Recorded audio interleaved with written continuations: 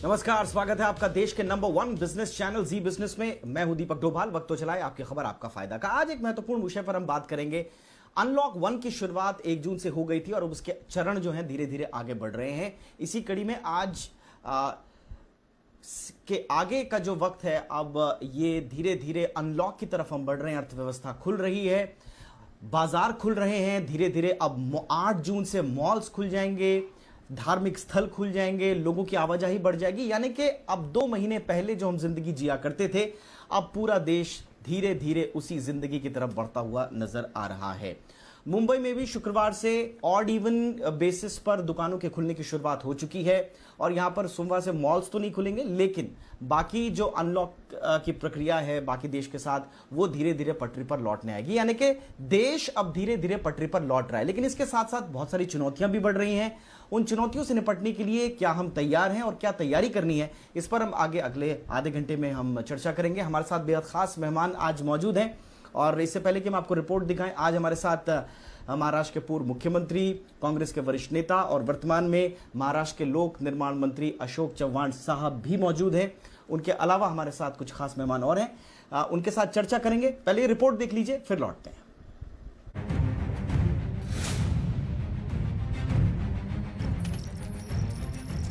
देश में कोरोना के कहर से जूझ रहे महाराष्ट्र में अब जिंदगी धीरे धीरे सामान्य हो रही है। सरकार ने शुक्रवार से नियम और शर्तों के साथ टैक्सी, रिक्शा और बस में सफर करने की छूट दे दी है। कंटेनमेंट एरिया को छोड़कर दुकानें ऑड इवन फॉर्मूले पर खुलेंगी। मॉर्निंग वॉक को भी हरी झंडी मिल गई है। मुंबई में फिलहाल शॉपिंग मॉल को अभी खोलने की इजाजत नहीं मिली है।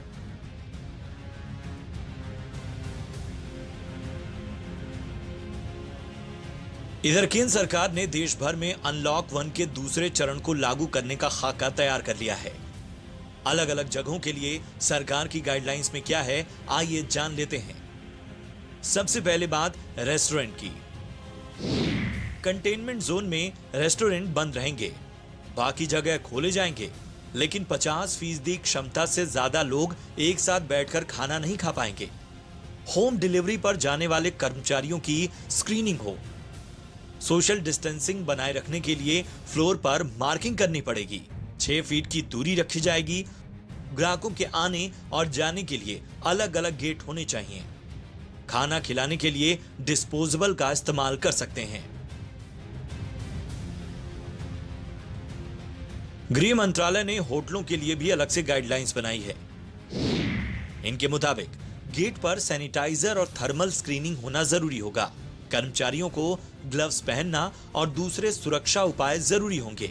होटल आने वाले गेस्ट को ट्रैवल हिस्ट्री, मेडिकल कंडीशन बताना जरूरी होगा। चेक इन और चेकआउट के लिए होटलों के QR code, online form, digital payment को अपनाना होगा। 8 जून से सरकार ने शॉपिंग मॉल्स को भी खोलने की इजाजत दे दी है। मॉल्स में अब एंट्री गेट पर शरीर के तापमान की जांच जरूरी होगी। मास्क पहनने पर ही एंट्री मिलेगी। स्टोर में भीड़ जुटने से रोकना होगा। शारीरिक दूरी के नियमों का पालन कराने की जिम्मेदारी दुकानदार की होगी। एलिवेटर्स पर भी लोगों की संख्या तय करनी होगी। मॉल की दुकानें तो खुलेंगी, लेकिन बच्चों के खेलने की जगह और सिनेमा हॉल्स बंद रहेंगे।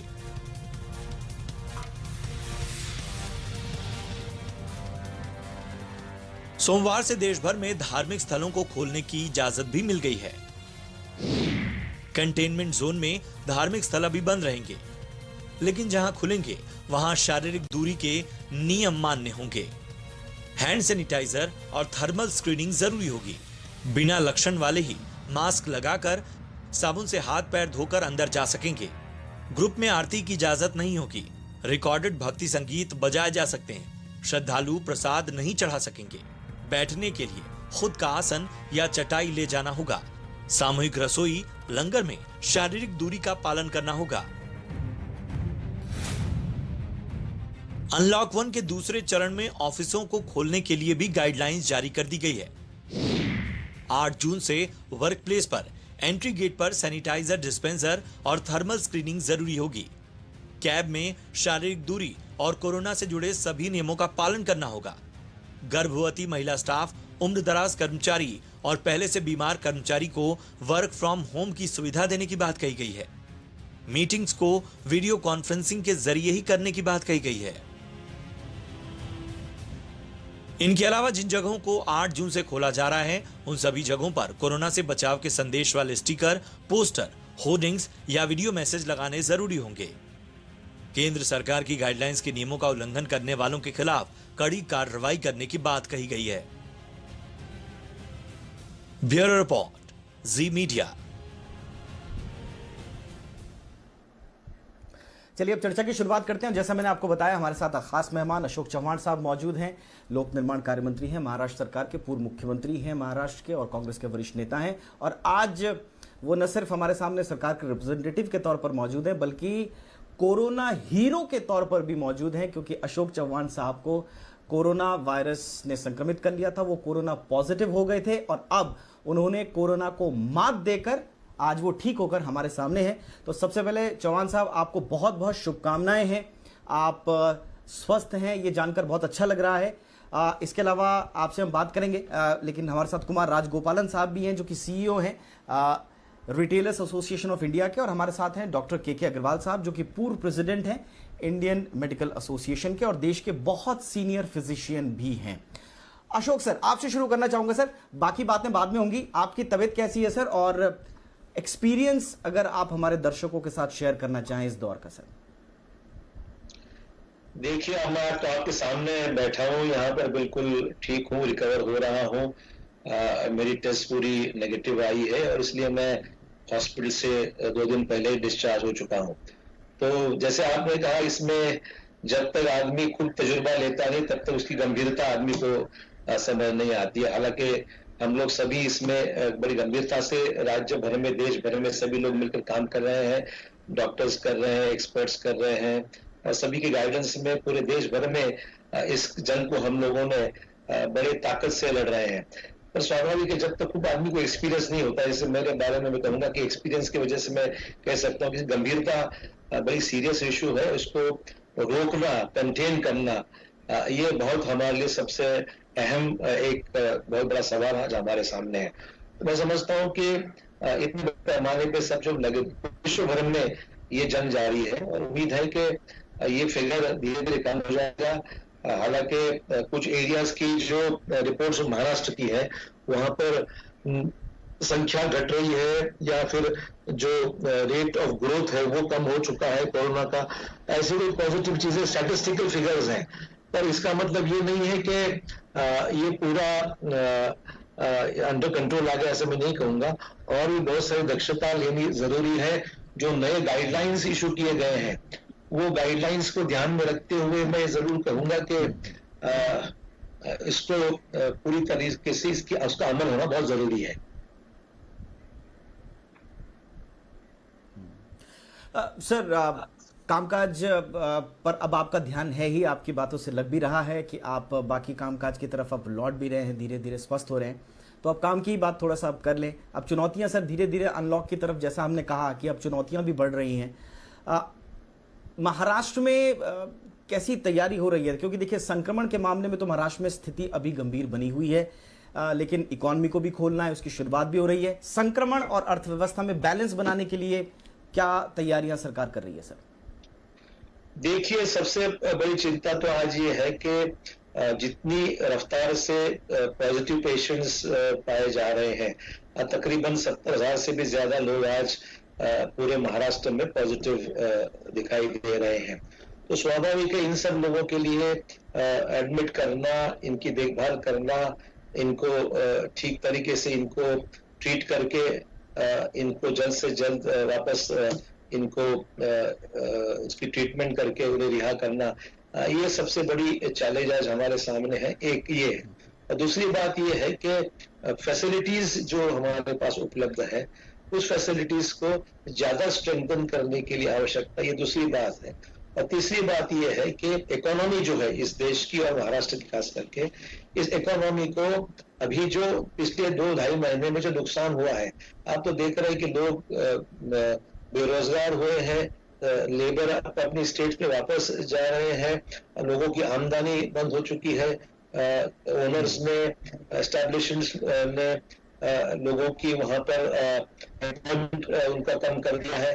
तो कई चैलेंजेस नए फेस शुरू हम लोग देख रहे हैं, महसूस कर रहे हैं। इसको रिवाइव करना, इसीलिए पार्शियल इसको रिलैक्सेशन देने के बारे में जो रोज नई नई गाइडलाइंस, क्योंकि नया में कोई भी चीज फुल प्रूफ तो है नहीं, रोज नई गाइडलाइंस इशू करनी पड़ रही है। इसका मतलब एक है कि लोगों की भीड़ ना जुटे, इसको हम लोग काबू में लाए और सोशल डिस्टेंसिंग को मेंटेन करते हुए ये संख्या न बढ़े, इसके लिए जो भी उपाय करना जरूरी है उसको सबको करना बहुत जरूरी है। ठीक है सर, ठीक है सर, आप बने रहिए, मैं लौटूंगा आपके पास। कुछ और सवाल आपके लिए मेरे पास हैं, लेकिन फिलहाल क्योंकि अब धीरे धीरे सबसे बड़ा जो रिटेल इंडस्ट्री को लेकर जो चिंताएं थी, अब अनलॉकिंग के साथ साथ रिटेल इंडस्ट्री की चिंताएं भी कम होंगी, ऐसा हम उम्मीद करते हैं, लेकिन चुनौतियां भी हैं। राजगोपालन साहब हमारे साथ हैं।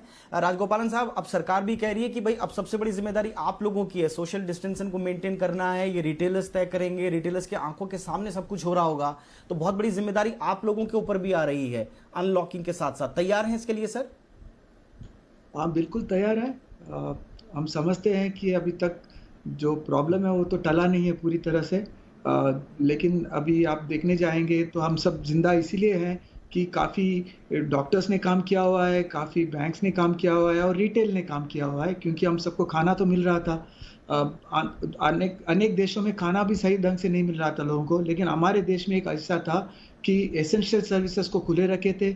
लोगों ने ये समझ लिया था कि एसेंशियल सर्विसेज में काम करना है, दुकानों ने खोला था अपना दुकान, लेकिन सोशल डिस्टेंसिंग का अपना ही एक नया तरीका निकाला, जिस हिसाब से जो है बाहर एक सोशल डिस्टेंसिंग के लिए जो मार्किंग्स किए हुए थे, और जिस हिसाब से काफ़ी दुकानों ने ये समझा कि घर पर डिलीवरी दे दें, तो ऐसे नए नए तरीके जो हैं लोगों ने अपना लिया है दुकानों ने, और इस हिसाब से अब एसेंशियल्स ने सिखाया हुआ है और अब नॉन एसेंशियल्स को काम अभी इसी एक सीख के साथ आगे बढ़ना है। और सरकार ने भी काफ़ी कुछ मदद किया हुआ है। सरकार ने अभी सेंट्रल की तरफ से, अपने महाराष्ट्र की तरफ से भी काफ़ी काम किया हुआ है कि हम एसेंशियल्स चालू रखें। अब यही चीज़ सरकार काम कर रही है कि नॉन एसेंशियल्स भी काम चालू रखे, और रिटेलर्स को दूसरा कोई चारा भी नहीं है। रिटेलर्स को एक और से जो है अपना आमदनी वापस लाना है किसी भी तरह से, ताकि इकोनॉमी आगे बढ़ सके।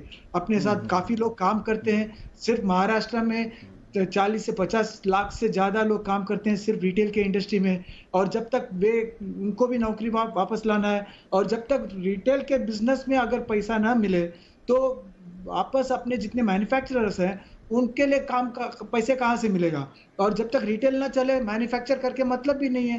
तो इसीलिए जो है सभी को पता है कि इसमें सबको जुड़कर काम करना है, सरकार के साथ जुड़कर, बैंक्स के साथ जुड़कर, और अभी जितने भी मैन्युफैक्चरर्स हैं उनके साथ जुड़कर काम करना है। बिल्कुल, एक एक कड़ी जब जुड़ेगी मार्केट की तो फिर इकोनॉमी का पहिया, बिल्कुल इकोनॉमी का पहिया घूमेगा। लेकिन इस इकोनॉमी के पहिए को घुमाने के लिए स्वस्थ रहना भी जरूरी है, और सबसे बड़ी चिंता स्वास्थ्य को लेकर जो है हमारे जो फ्रंट लाइन वर्कर्स हैं, जो मेडिकल कर्मी हैं, जो डॉक्टर्स हैं, उनके लिए, क्योंकि उन पर भी सीधा सीधा लोड इकोनॉमी के अनलॉक होने के साथ बढ़ता जाएगा। अग्रवाल सर, सबसे बड़ी चुनौती आपको क्या लगती है सर? हेलो, मेरे से बात कर रहे हैं? हाँ अग्रवाल सर, बताइए सर, आप जी हाँ सर, जी हाँ सर, आपके लिए सबसे बड़ी चुनौती अनलॉक के साथ क्या होगी अब? इस वक्त में जो सबसे ज़्यादा जो अनलॉक की जो सिचुएशन है वो है कि एक गलती सब लोगों ने करी है। अनलॉकिंग के टाइम पे ये बोलना भूल गए कि बाहर जैसे ही निकलोगे आप मास्क पहनोगे, घर में आओगे तो बीमारी वापस लेकर आओगे। आपकी वही सिचुएशन है जो सिचुएशन डॉक्टरों ने जब स्टार्ट किया था, जब घर में आ रहे थे तो लोगों के अंदर में डर था बीमारी तो नहीं हो जाएगी, वही आज हो रहा है। एकदम से केसेस का स्पर्ट आ रहा है। दिल्ली और बॉम्बे में सबसे ज़्यादा केसेस हैं, और पहले घर में एक केस आता था, अब पूरी की पूरी फैमिली आ रही है।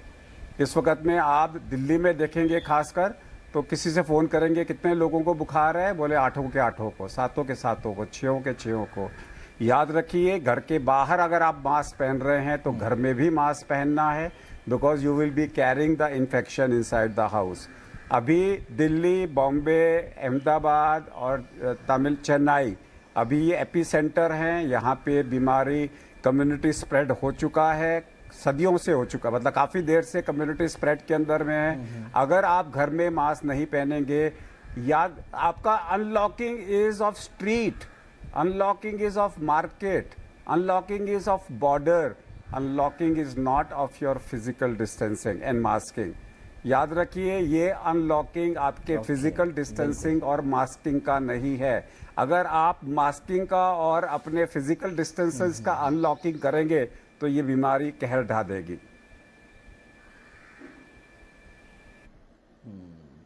Very important point sir.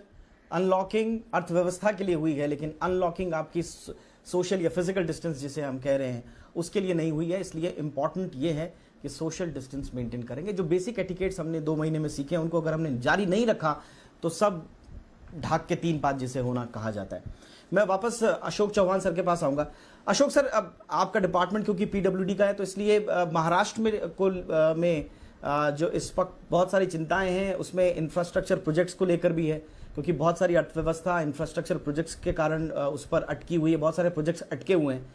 आपका कोई अनुमान है सर, कोई असेसमेंट है, ये प्रोजेक्ट्स कब तक रुके रहेंगे या कब चालू हो जाएंगे? देखिए, ये सब स्टेट की जो फाइनेंसेस है वो डिपेंड करती है कि हमारा कितना रिसोर्स हम कोरोना के इस इलाज में जुटाएंगे। क्योंकि जैसे आपने डिस्ट्रिक्ट लेवल पे जो पैसे दिए जाते हैं डिस्ट्रिक्ट के डेवलपमेंट के लिए, उसमें से हम लोगों ने पहले महाराष्ट्र गवर्नमेंट ने पिछले 2 महीने पहले फैसला किया कि 25% पैसा ये डिस्ट्रिक्ट के डेवलपमेंट का ये पूरा कोरोना के लिए इंफ्रास्ट्रक्चर के लिए, हॉस्पिटल्स है, सिविल हॉस्पिटल्स है, प्राइमरी हेल्थ सेंटर्स है, इसके ऊपर इसका इंफ्रास्ट्रक्चर ठीक करने में ये पैसे हम लोग इस्तेमाल, वैसे भी खर्चा होता है तो इस पूरे बजट के जो डिस्ट्रिक्ट का बजट है उसका 25% पैसा हम लोगों ने डाइवर्ट किया है। रहा सवाल जहां तक स्टेट की बात है, तो स्टेट में जैसे पीडब्ल्यूडी पब्लिक वर्क्स डिपार्टमेंट है, 12 से 15 हजार करोड़ रुपए स्टेट में हर साल खर्च होते हैं स्टेट के रोड्स के लिए, स्टेट हाईवेज के लिए, डिस्ट्रिक्ट रोड्स के लिए। तो इस साल जो मुझे लगता है कि अभी तक का अनुमान जो है, क्योंकि अभी तक इकोनॉमी रिवाइवल की बात तो आज अभी भी स्पष्टता नहीं है।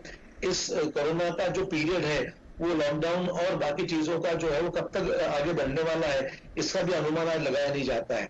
तो ये अगर ध्यान में रखते हैं तो इसको ध्यान में रखते हुए मुझे लगता है कि we have to wait and watch the situation. आज हम लोग उम्मीद करते हैं कि 10-12 हजार की जगह शुरुआत 3-3.5 हजार करोड़ से हम लोग स्टेट का काम शुरू करें और धीरे धीरे जैसे सिचुएशन इंप्रूव करती है, क्योंकि स्टेट का जीएसटी का पैसा भी बीच में गवर्नमेंट ऑफ इंडिया में जो मिलना जरूरी था वो आज शायद रिलीज करने की बात हो रही थी। तो स्टेट के कॉफर्स को भरना जरूरी है। स्टेट की जो तिजोरी है इसमें हर साल में जो बजट होता है उसका अनुमान ध्यान में रखते हुए प्लानिंग की जाती है। अभी लगता है कि इस आज के दौर पे तकरीबन 20-25% पैसा ये शुरू में मिलेगा, ऐसा उम्मीद करता हूँ। उसको अनुमान ध्यान में रखते हुए जो प्लानिंग किया है और उसके अनुसार काम आगे बढ़ाने का हमारा प्रयास है। चर्चा आगे बढ़ाते हैं और कुमार राजगोपालन साहब मेरे साथ हैं, रिटेलर्स एसोसिएशन ऑफ इंडिया के सीईओ। राजगोपालन साहब, देखिए, जिंदगी में जो तब्दीलियां आई हैं सबके लिए आई हैं और बिजनेस में भी बहुत सारी तब्दीलियां आई हैं, या एक नया बिजनेस कल्चर, नए बिजनेस एटिकेट्स हमारे सामने, गाइडलाइंस हम देख रहे हैं। जैसे रिटेलर्स के लिए बहुत सारी गाइडलाइंस हैं कि आप ग्राहकों पर भी एक तरह से आपको नज़र रखनी है कि वो बहुत ज़्यादा वाहनों का इस्तेमाल ना कर रहे हों, दुकानों तक जब आएँ सोशल डिस्टेंसिंग है। इसके अलावा ट्रायल रूम्स और कोई चीज़ अगर ले लेते हैं तो उसके एक्सचेंज की अनुमति नहीं होगी। तो बहुत सारी चीज़ों में तब्दीलियां आ रही हैं, बिजनेस एटिकेट्स बदल जाएंगे पूरे। क्या इन एटिकेट्स के लिए रिटेलर्स तैयार हैं सर? देखिए, तैयार तो रहना ही पड़ेगा। हमें पता है कि बिजनेस अभी शुरू करना है, हमें पता है कि आगे बढ़ना है, हमें पता है कि शायद बिजनेस इतना होगा नहीं जितना पहले हो रहा था। ज़्यादा करके जहाँ पर भी दुकानें खुले हैं वहाँ पर 60 से 70% ही बिजनेस हुआ है। लेकिन ये तो अभी ये सोचना है कि इतना भी बिजनेस होगा तो आगे बढ़ सकते हैं कि नहीं। एटिकेट्स तो चेंज करना ही है। हमें जितना भी सोशल डिस्टेंसिंग का काम चालू ही रखना है, हमें जितना भी मास्क का काम चालू ही रखना है, हाथ का जो है स्वच्छता वो भी चालू रखना है। लेकिन एक ये भी हुआ है कि काफ़ी दुकानों ने अपना एक नया तौर तरीका बना लिया है। काफी दुकानों ने अपना एक डिजिटल कैपेबिलिटी बना लिया है। काफी दुकानों ने अपने कस्टमर के साथ डायरेक्ट संबंध और ज्यादा अच्छी तरह से कर लिया है, और कस्टमर्स ने भी जो है ये सब कोरोना के दौरान अपने बगल के जितने दुकानदार हैं उनके साथ संबंध ज्यादा बढ़ा लिया है, क्योंकि अब आजू बाजू के दुकानों ने ही अपना काम किया है पूरे के पूरे लॉकडाउन के समय। तो इस हिसाब से जो है नए संबंध जुड़ रहे हैं, नए तौर तरीके हो रहे हैं, नए टेक्नोलॉजी हो रहे हैं। अब मैं ये भी कहना चाहूंगा कि मॉल्स भी अभी खोलना चाहिए, क्योंकि मॉल्स में जो है एंट्री का पूरा हम संभाल सकेंगे, हम अंदर कितना भी सोशल डिस्टेंसिंग भी संभाल पाएंगे। मॉल्स का मालिक एक ही होता है, उनके ऊपर पूरे के पूरे जिम्मेवारी हम रख सकते हैं, और इस हिसाब से जो है मॉल्स भी एक एकदम कंट्रोल्ड एनवायरनमेंट है। और मैं ये समझता हूँ कि जैसे नेशनली अलाउड किया है उसी हिसाब से महाराष्ट्र में भी मॉल्स शीघ्र खोल देना चाहिए, क्योंकि इस हिसाब से जितने ज्यादा दुकान खुलेंगे एक दुकान में भीड़ ज्यादा नहीं होगा। ये जो ऑड और इवन का जो है वो भी मामला जो है, अगर आइल प्लान बहुत छोटा हो तो ठीक है, जहां पर बड़ा जगह हो, रास्ता हो दो दुकानों के सामने आमने सामने, वहां पर सभी दुकान खोलनी चाहिए, क्योंकि हमारा जो डिमांड है वो इनइलास्टिक हो चुका है। डिमांड इतना नहीं है जितना पहले था, और जो कस्टमर मैं सर सीधा आपका सवाल जो है मैं चौहान साहब से सीधा आपका सवाल पूछ लेता हूं। चौहान सर, मुंबई में मॉल्स की इजाजत नहीं है, लेकिन बहुत सारे लोगों से हमने बात की, वो कह रहे हैं कि मॉल्स में तो आपको सोशल डिस्टेंसिंग मेंटेन करना बहुत ज्यादा इजी है बनिस्बत की स्ट्रीट वेंडर्स और स्ट्रीट मार्केट्स के, क्योंकि मॉल्स के अंदर भीड़ कंट्रोल में आ सकती है, एंट्री एग्जिट कंट्रोल होगी, ऑर्गेनाइज्ड होता है। तो इस विषय में कुछ सोच रहे हैं सर? आप जो कह रहे हैं कि हर जगह स्थिति अलग अलग है, मैं कोई जनरलाइज स्टेटमेंट इसलिए नहीं कहना चाहता हूं क्योंकि ये सब जो भी नॉर्म्स सेट किए गए हैं, गाइडलाइंस दी गई है, एडवाइजरीज दी गई है, इसके पीछे का मतलब ये है कि सोशल डिस्टेंसिंग को मेंटेन किया जाए। इसकी जो कंटेजियस नेचर है डिजीज की, इसको फैलाव से हमको प्रतिबंध करना है, और ये करना है तो हमको ज्यादा से ज्यादा लोग इकट्ठा एक जगह होना, इसको रोकना है। ये इसका बेसिक पर्पस है, चाहे मॉल के जरिए हो या शॉपिंग सेंटर के, ये चीज इमटेरियल। आज जो हालात जो ध्यान में रख देखिए आप, जो एक महीने पहले की हालत थी आज फर्क पड़ गया है, आज जो होगा शायद 8 दिन के बाद इसमें फर्क पड़ सकता है। तो रोज नई एडवाइजरीज इशू की जा रही है, प्रैक्टिकल भूमिका रखनी पड़ेगी, और वहां की स्थिति के अनुसार फैसला किया जाना चाहिए।